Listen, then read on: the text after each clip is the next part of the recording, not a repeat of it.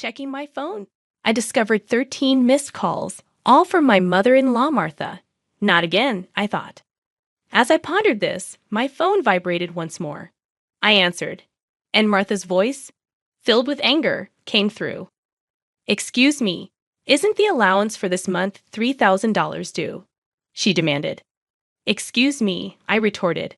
"I'll send the allowance once this month's payment is deposited." Martha raged, completely disregarding my circumstances and only expressing her own desires. I'd had enough of her. Even in this situation, she didn't reflect on her words and actions. I felt I had no choice but to resort to my last option. I pulled myself together and bled out to my phone. "Your son has passed away, so I can no longer send the allowance. My name is Jennifer Smith, 32 years old. I'm a busy working woman at a major financial firm and also a housewife." I continued. "I got married about 2 years ago. I met my beloved husband Mark through our shared hobbies. He was kind to everyone, and I was attracted to his warm smile, quickly developing feelings for him. Apparently, he felt the same way, and after dating for a year, we immediately got engaged. We both believed that we wouldn't meet anyone better than each other. We were living together while dating, and without any major quarrels, we decided to marry. Everything went smoothly for us, but here's where a problem arose. Martha, my mother-in-law. My father-in-law had passed away a few years ago, and since Mark didn't have any siblings, his only family was Martha. The trouble started when I first visited her home to introduce myself before our wedding. "Nice to meet you, Martha," I said, trying to be polite. She clearly showed a displeased expression. "So, you're Mark's fan, huh?" she said. "Yes, my name is Jennifer Miller." "You're a rather plain girl. I wonder what Mark sees in you," she remarked. I couldn't tell if she was joking or seriously meant what she said. Having such words directed at me by the mother of my loved one, I was quite shocked. Seeing my state, Mark frowned at Martha. "Hey, Mom, what's with the sudden harsh words? How can you say such things to the person I chose?" Mark questioned. "No, Mark. I'm just trying to choose a suitable woman for you," she replied. "Choose? I'm the one who chose her. You have no right to meddle. Don't say it in such a cold way. I'm just telling the truth because I care about you. If you were really thinking of me, you'd simply support us. Why can't you understand such a simple thing?" The air turned heavy as an argument unfolded between mother and son right before my eyes. Given that this was my first meeting with Martha, I wasn't in a position to intervene. Although the atmosphere remained awkward, we ultimately managed to express our intent to marry. As we were leaving, Martha called out to Mark, sounding somewhat disgruntled. "Mark, can I have a word? You're going to keep that promise after you get married, right?" "What promise?" Mark inquired. "You know about the allowance or that?" "Yes, I'll be sure to take care of that. Can we not discuss it here, please?" Mark seemed uncomfortable, and the atmosphere between my husband and his mother was tense, thick with discomfort in the car on the way home. I approached Mark to address the lingering concern that had been bothering me. "Hey, Mark, about the conversation you had with your mom as we were leaving," I began. Mark sighed deeply and began to speak slowly. "Yeah, I should have told you about it, Jennifer. I heard something about an allowance after my dad passed away. I've been sending money to my mom every month." "How much?" I asked. $22,000. $2,000? I couldn't help but raise my voice in surprise. Mark continued, "Actually, my mom has a debt. She lost a lot of money at a casino a long time ago. She's still paying it off, and because her health isn't great these days, she spends a lot of time at home. But she still needs money to live on." $2,000? Isn't that a bit too much?" I questioned. "If I try to lower the amount, she keeps calling me over and over. And no matter what, a mother is still a mother. I worry about her living alone." I understood that Mark was devoted to his mother. However, 2 months after our wedding, during my lunch break one day, I received a phone call from Martha. When I answered, she began to speak in a cheerful tone. "Jennifer, long time no see. Can we chat for a bit?" I hesitated before replying, "Yes, what can I do for you?" "You could start sending me money," she said. I was so taken aback that I couldn't find the words to respond. However, Martha seemed excited to continue the conversation. You mentioned before that you're working for a financial company, right?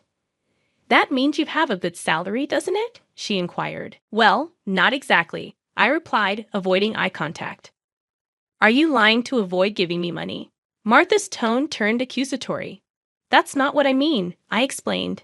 But Martha, you're still receiving financial support from Mark, aren't you? In response to my question, Martha defiantly replied, So what? I stated what I felt. Martha, receiving $2,000 in monthly support is a big deal, and yet you're asking for more, really. Martha questioned, If you were to send me an additional $1,000, I could avoid burdening Mark. Confused, I asked, What do you mean by that?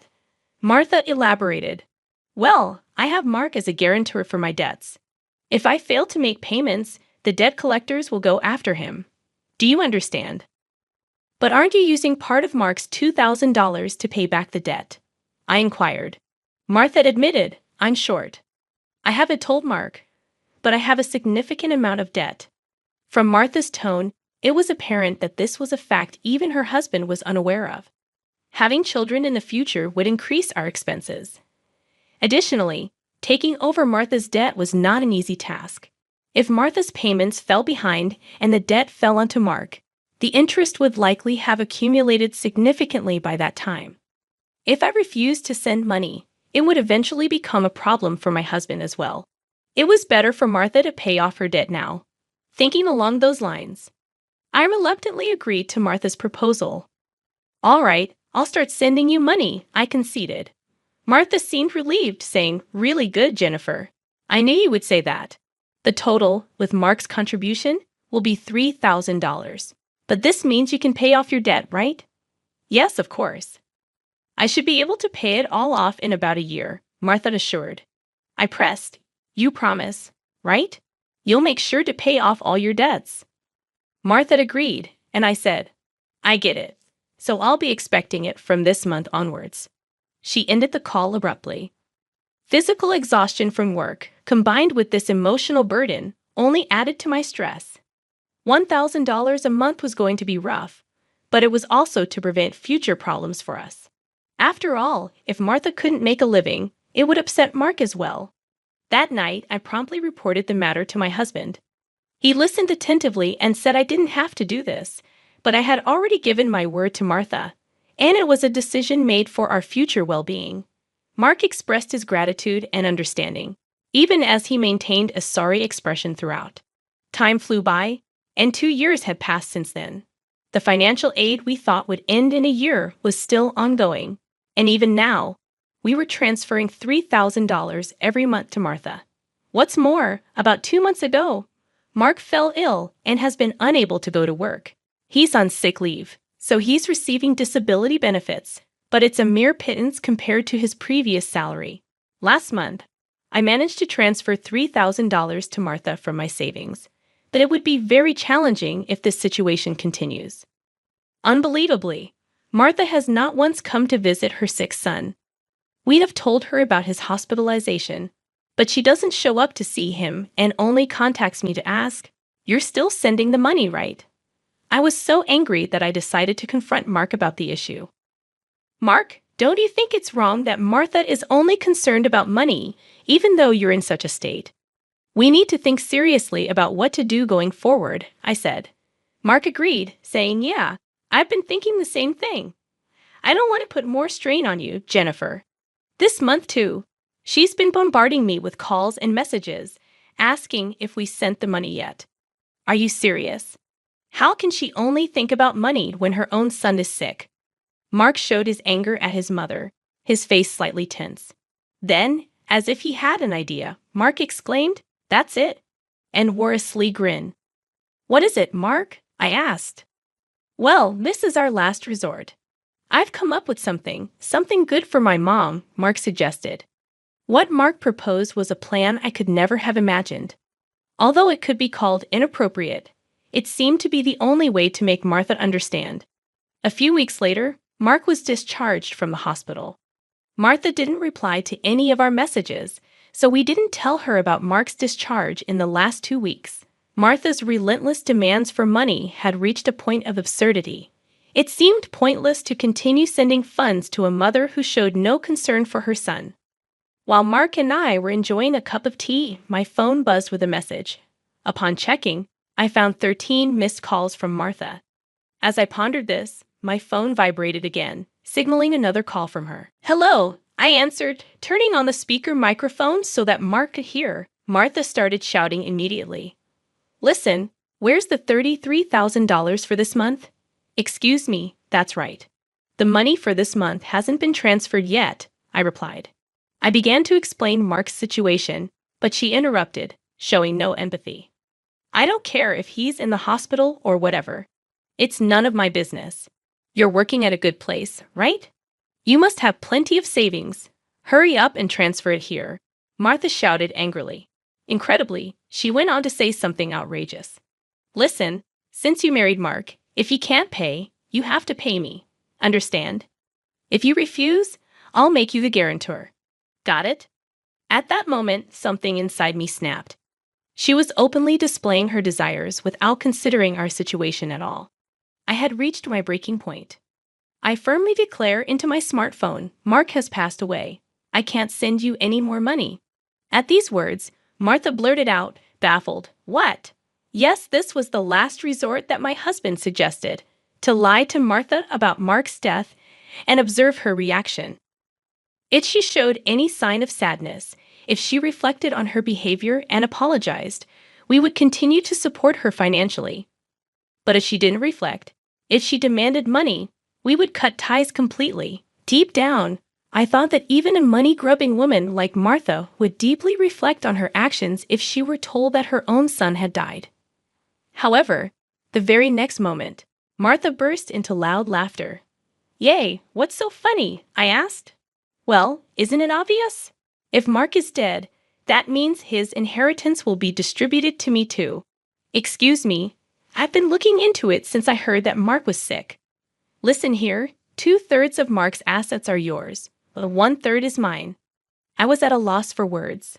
I never thought that when she first heard her son was sick, she wouldn't look into treatment, but rather into how the inheritance would be divided. My anger surpassed. I was simply dumbfounded, and my husband appeared to feel the same way. As our eyes met, he slowly nodded, signaling to continue with the plan. I once again addressed Martha in a strong tone. "Martha, did you hear what I said? Mark is dead." "I heard. What about it? Aren't you sad your own son passed away before you?" She callously responded.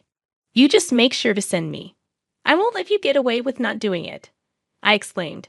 However, with a click, the phone line was abruptly cut off, and a dial tone echoed. Glancing at my husband, I saw that he was visibly shaking with a face red with anger. "Mark, are you okay?" I asked. My husband looked into my eyes and said, "I'm cutting ties with her. She'll likely come here eventually, demanding my money. Let's wait until then, okay?" "But are you really okay with this? Cutting off ties just like that?" I inquired. "Yeah, I have no regrets. After that call, she's no mother," my husband replied, his eyes filled with hatred, and I felt the same way. A person who only thinks about money over her own son's life is not family to me. A few days later, as we expected, Martha came to our house. For the time being, I decided to hide my husband in the next room and deal with Martha myself. She approached me with a face like a demon. "Hey, give me Mark's inheritance right now," she demanded again. With that, anything else to say? He's already dead, isn't he? "It's pointless to say anything now," I retorted. "Yet you never even visited him. What are you saying? Are you really his mother? You're so annoying. Give me the inheritance right away. I don't mind dating a lawyer," Martha persisted. Speaking more would be a waste of time, I thought. Just as I thought that, my husband emerged from the next room. Seeing him, Martha let out a startled gasp, as if she had seen a ghost. "Mama." Mark said, "Why are you dead?"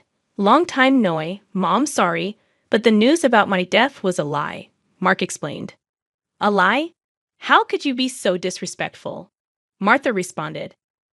"I wanted to confirm your true nature, Mom. I was curious about how you'd handle the allowance if your son died. But you turned out to be a gold digger, just as I suspected.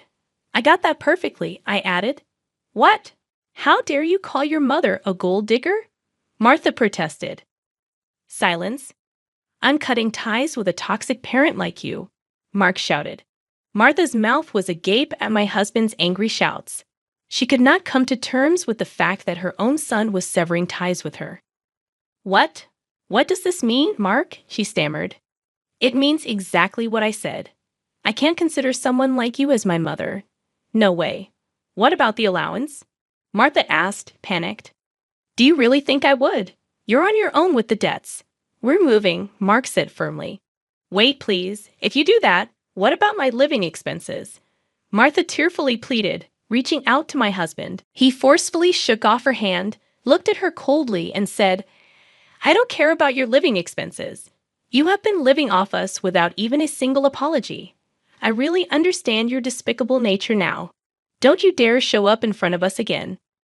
No, wait, Mark. Martha called out as my husband grabbed her arm and dragged her to the front door. He threw her shoes and bag outside and chased Martha out of the house. She made a fuss outside for a while but disappeared after a bit, perhaps unable to withstand the eyes of the neighbors. She tried contacting us multiple times, but we ignored all of her attempts. We set Martha's number to be automatically rejected, and we finished moving. Regarding the matter of co-signing for the debts, it became invalid since Martha had made Mark the co-signer without his consent, and therefore he was not responsible. Without the allowance from us, Martha seems to be leading a miserable life.